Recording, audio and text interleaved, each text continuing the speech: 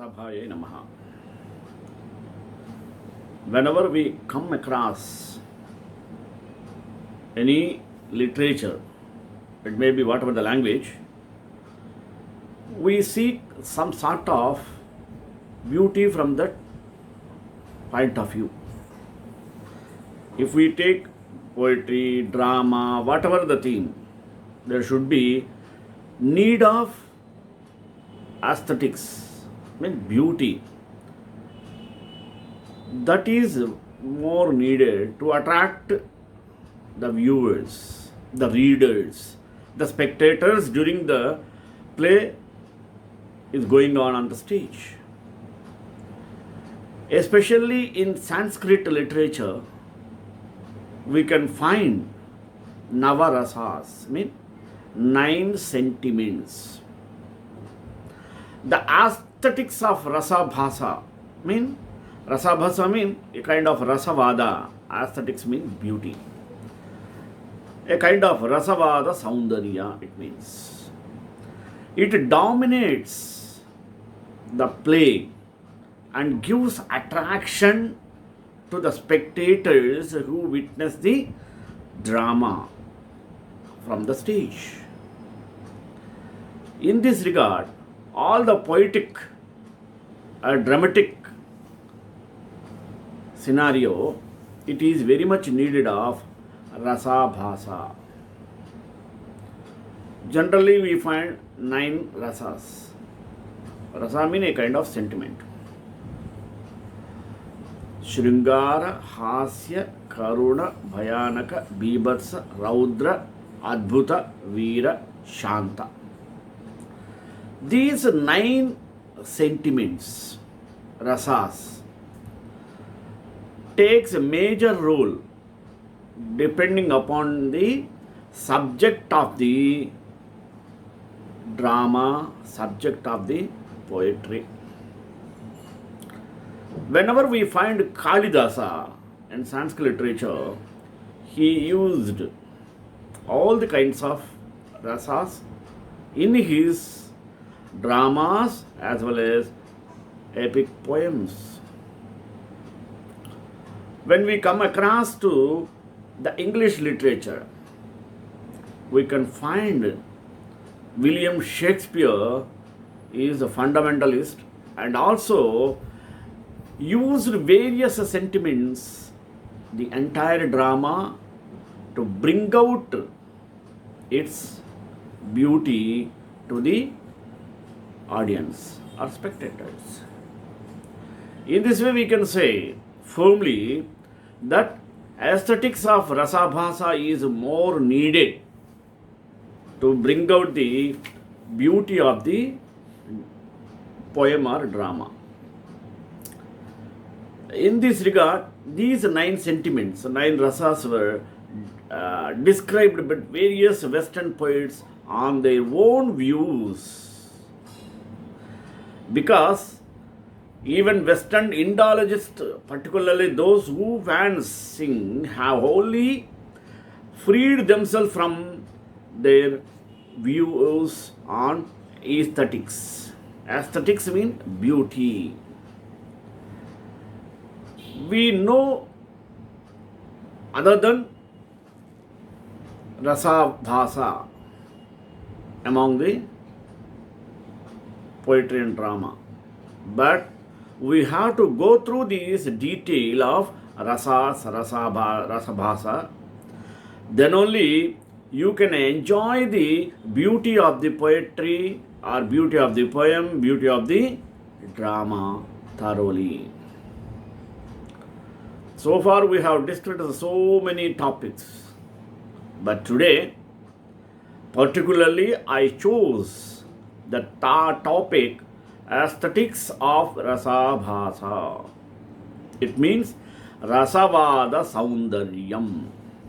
Rasaabhasa means Rasavada. Aesthetics means beauty, Saundaryam. So Rasavada Saundaryam. Because all of us know rasas in different ways. Unless we know in the poetical way, we cannot enjoy the poem, poetry, or drama happily. So let us have discussion on this. That's why I chose this topic. Before that, prayer. Vasudeva Sutam Devam Kamsachanura Mardanam Devaki Paramanandam Krishnam Vande Jagadgurum. The universal dimension of Bharata's scheme is reflected in its fundamental difference between pleasant and painful responses rooted in the survival instinct. Those aesthetic relish is intrinsically moral. The objective configurations that evoke rasa must be grounded in our shared experience and memories of the real world. Our pursuit of various life goals, that means purusharthas, pleasure, wealth, security, power, socio-religious obligations, that means dharma, artha, kama, moksha, are translations of our basic emotional dispositions into rationalized personal and cultural values. Hence, the various opportunities, challenges, and circumstances that are presented on the stage to evoke rasa inevitably bring into play the questions of ethics. Powerful emotions are engendered through the conflict of values and their resolutions. The personal values of the spectator unavoidably color one's perception, impeding or facilitating this identification with the protagonist so crucial to the evocation of intended rasa. Hence, Indian dramaturgy aligns the four basic emotions of love. What is it?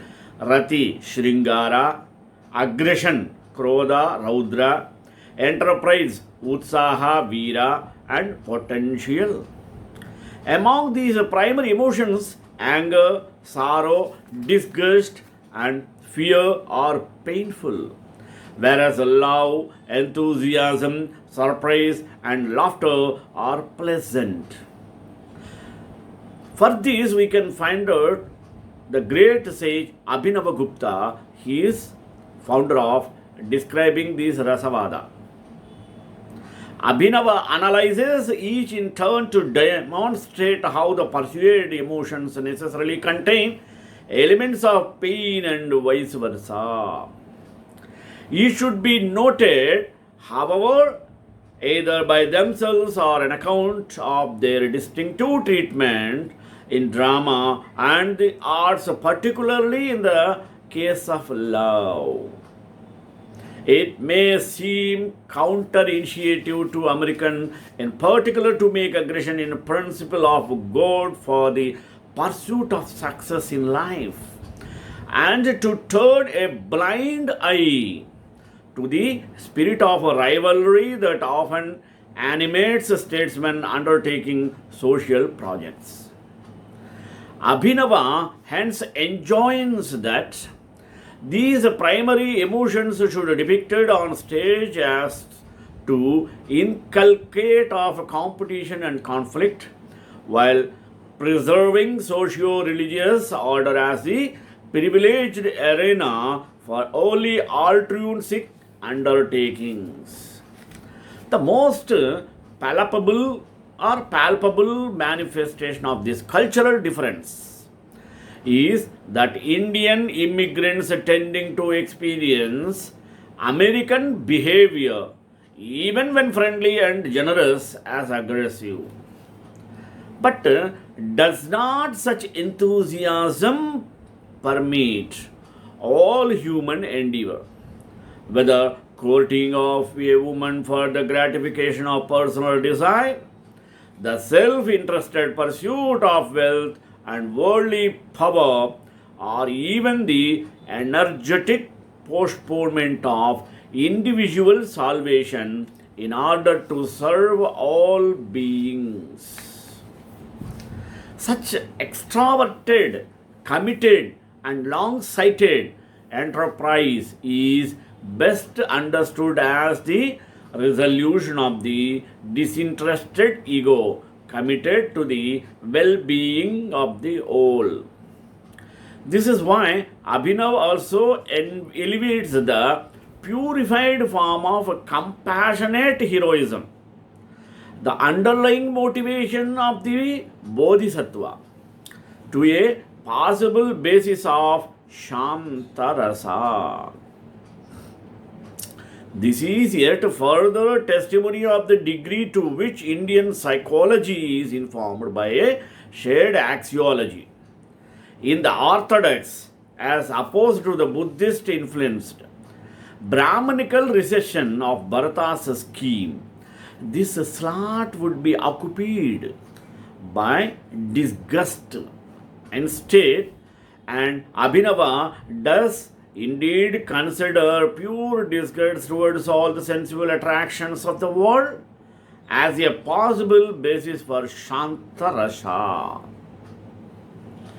However, he admits that such pure forms of all other rasas could also play a similar role, and we may ask why the earlier tradition privileged Bibhasa despite all the operational problems of poses. The overriding concern for purity, the basis of caste system, which simultaneously aligns the classical Brahmin with the distinguishes him from the renouncer, best accounts for this unique state of disgust. Even the subsidiary emotions indirectly contribute to this scheme. For example, the spice of humor, hasya, though especially enhancing the enjoyment of the erotic sentiment, can also be employed to depict and censure the improper pursuit of any of the legitimate life goals. Since we are able to enjoy the rasa only by participating by the idealized protagonists, the underlying moral injunctions are subliminally implanted and reinforced as though the tender ministrations of a loving wife.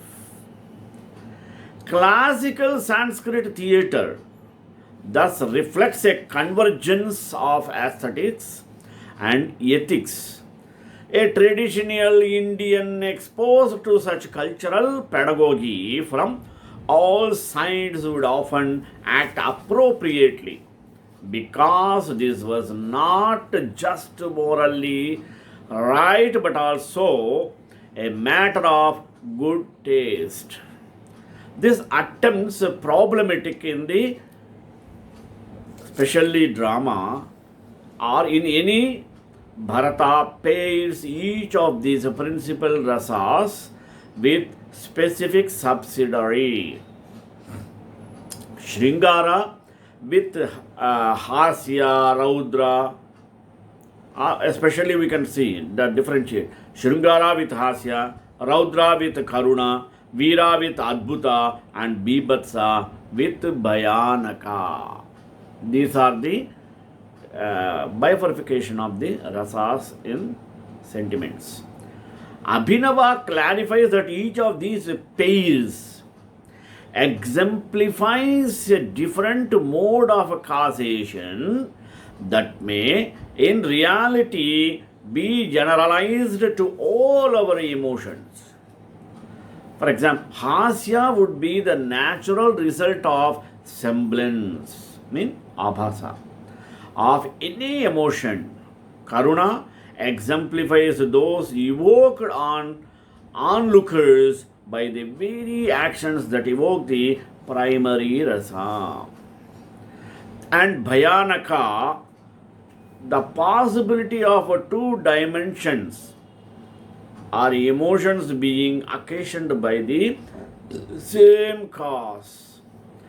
Bhairava terrifies because his radical worship involves the disgusting transgression of taboos of purity. This overcomes or overcoming of revulsion, otherwise so constitute of the Brahmin, is not an invention of antinomian tantra, but rather the generalization of an already Vedic principle. Jagannatha, one of the peer of sentiments, author of a Sanskrit work, he characterizes the disgust felt for the fat, flesh, or blood of the sacrificial animal to be a mere semblance. The permanent tension and possible conflict between the socio-religious norms governing human behavior and the imaginative exploitation of the latter for procuring public delight is explicitly discussed by subsequent rhetoricians and theological backbone of the tradition. This essay may be considered, among other things, a concerted attempt to likewise reconsider Hinduism in the light of a shared aesthetic sensibility. Abhinava is saying, on the contrary, that our appreciation of Shrungara Bhasa is a complex cognition that comprises within itself an incipient but defining element of love that is immediately sublated and transformed into humor instead. This is what allows him to press ahead and affirm that the semblance of any emotion whatsoever results in hasya. For all Abhinava's rasa sensitivity and literary skill in translating Sanskrit poetry, Ingol's was something rather obtuse in the face of Abhinava's subtlety as an epistemologist. A case in point is similar misconstruction of another passage of Hasya in his English typescript of the Lochana that I hastily brought to his attention. This was corrected in the published volume without acknowledgement. The verdict is almost invariably in favor of curtailing artistic liberties. But is a propriety mean auchitya, a moral or an aesthetic category, or rather symptomatic of the confused overlapping of the two domains. Though morality and or constitute at the Collège de France on 22nd March 2005, where he reduced Auchitya to social impropriety and attributed this confusion to the entire tradition, we can object that for Abhinava, the veritable pearls of the erotic sentiment were to be found in poets like Amaru, one of the great poets in Sanskrit literature, who celebrated the crookedness of the ways of love, including the adulterous woman. However, even Jagannatha argues that, disputes its flaws, the semblance of rasa is not a total absence of rasa, and cites the moral liberal view of the ancients on the validity of our appreciation of polyandrous Shringara that he rejects altogether. Is it? This tightening of socio-aesthetic norms seems to reflect rather a growing and defensive conservatism within our Hindu society. There is an evidence that Muslim poets in the Persian tradition found the Sanskrit treatment as certain, especially erotic themes too direct. Bear in mind that in India, more than anywhere else, there was not only great regional and other diversity, but also a socio-aesthetic hierarchy among the spectators that was reflected within the drama itself. The stage characters are thus classified as elevated, middling, or inferior, each class being distinguished by their behavior and responses with regard to their sense of humor. For example, the lovely laugh loudly at the least provocation, whereas the nobler persons barely manage a simile in appreciation of subtle wit.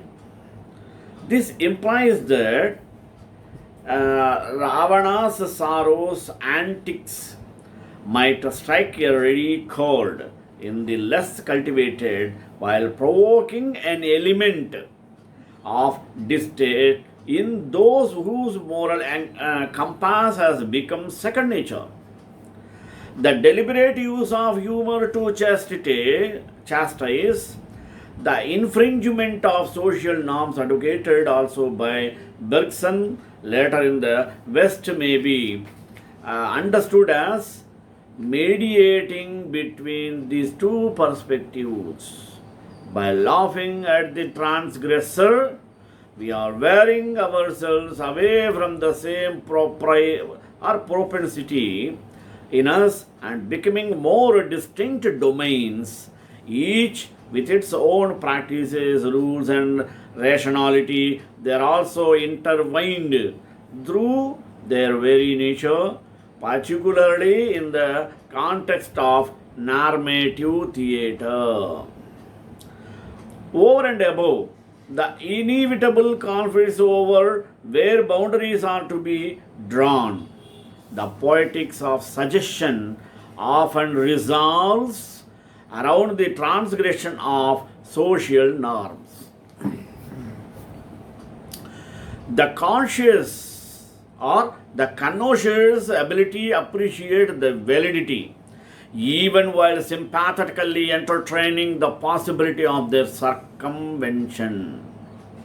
The uncertain and ambivalent status of Rasaabhasa with regard to good and bad taste is no doubt symptomatic of a large cultural project where the observance of binding socio-religious norms is gradually subsumed within a generalized aesthetic sensibility that's keenly attained to the irregularities of particular context, born on and appealing to a highly diverse society where each caste is regulated by its distinct and often conflicting norms. Hindu taste is a product of constant negotiation like Rama. This principle is best embodied by the Maha Brahmana, who paradoxically combines the two extreme poles of the Hindu caste society, pure Brahmin and also touchable, pushing his formula of the semblance of any rasa, becoming humor to its extreme but logical conclusion. But Abhinava affirms that the semblance of humor is itself productive of humor. The radical non-dualistic schools of both Vedism, Advaita, and Buddhism, Madhyamika, that constitute for many still the highest reach of Indian spirituality, affirm the ultimate identity of worldly samsara and nirvana. But they do not provide the conceptual fragments of work or epistemic categories required to account for the jokes provoke our laughter in bad taste, amount to no humor at all, or provide a ready disguise for wit that is completely lost on beside the chief protagonist of the play as his equal. Abhinava emphasizes that the determinants of vibhava and other elements of the aesthetic configurations are determinants vibhava and other parts of the sentiments, which is why they are referred to through such distinctive terminology. It is only by analogy that they are identified with the psychological stimuli recalled from the real life. Western Indologists, particularly those who fancy having only freed themselves from the Christian prejudices or prejudice underlying European thought, pursuit in imposing their inherited differences of the sacred and profane of Indian culture. Thus, Abhinava's focus on the psychology of the reader response is typically described as the intrusion of religion's preoccupations into secular literature where they do not rightly belong. The Harvard pioneer of research into Shantarasa, who is Jeffrey M. Masson, has gone so far as to suggest that Abhinava's rationalizations are actually a sustained attempt to somehow assuage his guilt for enjoying sensual literature. Edwin Garrow has argued more cogently that it is rather the aesthetic experience that has provided the paradigm of Abhinava's religio-philosophical outlook. True to its name, Indian non-dualism seeks the transcendental by plunging into the heart of the profane experience. Though all the darshanas draw their inspiration from the privileged insights of yogins, or even from revelations, Brahmanical schools, they are intent to on deriving general principles and emotions or conditions of validity that would apply universally to the specific phenomenon they are investigating. Thus, Nyaya Vaisheshika realism accounts systematically for a pragmatic activity and logical interference in the external world, Samkhya Yoga for human psychology. Uncovering and dissolving the unconscious, Advaita scrutinizes the inherently dialectical nature of all cognitive categories. Even the Purva Mimamsa has contributed greatly to hermeneutics in general and has eventually helped clarify the specificity of poetic language. Though Sanskrit itself was normalized to attain or to contain and preserve the Vedic revelation, it has served as a privileged medium for such secular intellectual pursuits and for the poetic expressions which are the object of classified aesthetic theory. When you come to the conclusion, what we get? Conversely, the Buddhists focus on emancipation of nature, the freedom of this culture or critical impulse so crucial to Indian thought. Even as Jaina agnosticism mean Syadvada helped to preserve philosophical discourage from narrow theological dogmatism or dogmatism. The enjoyment of rasa is not a spiritual experience in the regular sense. For some of its choice expressions are in love poetry with absolutely no religious overtones. So much so as it's possible to claim that the erotic sentiments mean Shringara is indeed the rare par excellence permitting all the other emotions. Thus, Abhinava described rasas in the poetic way which enlightens the emotions. Thus, we can find the greatness description of rasa in different dimensional ways. I think I understood a bit. श्रीयकान्ताय कल्याणनिधे निधेधनां श्रीवेङ्कटनिवासाय श्रीनिवासाय मङ्गलं मङ्गलाशासनपरे मदाचार्यपुरोगमैः सर्वैश्च पूर्वैराचार्यै सत्कृतायास्तु मङ्गलम्.